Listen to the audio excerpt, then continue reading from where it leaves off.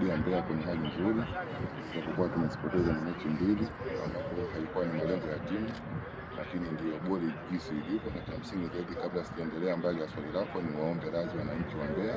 Unajua haikuwa ni malengo yetu, lakini ndio imetokea hivi.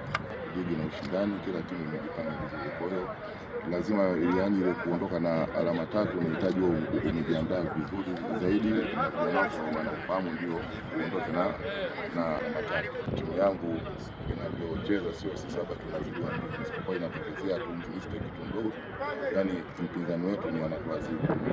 Na imani vijana wangu kutoka kwenye mechi ya mwanzo mpaka hata ni mechi ya Coast, timu yangu kidogo inazidi kwa yani kila siku iko juu, kiwango chake kinapanda kila siku, yani sio bahati mbaya, na ndio maana sisi kwa muda huu tumesahau. Na imani yangu kubwa, tuwazilisheni watuambia kama ilikuwa ni bahati mbaya tuna mechi ya Jumapili dhidi ya Namungo hapa, tuwazilishie sasa hivi. Ni washabiki sio waambia tu, ni wa Tanzania wote kama Simba City tumeteleza, lakini hatukuanguka. Kama Mbeya ni waje Jumapili hapa saa 8 kwa wingi, tuwazilishie kwa sisi, yani tumeteleza lakini hatukuanguka. Mtazamo huko, timu ikifanya vizuri na fanya yote, lakini timu inapofunga inafanya mwalimu, lakini timu inapofanya ni vibaya anayeangaliwa zaidi ni mwalimu wa timu. Na ndio maana kwa mdau sisi ni walimu wa timu ni wakali kidogo.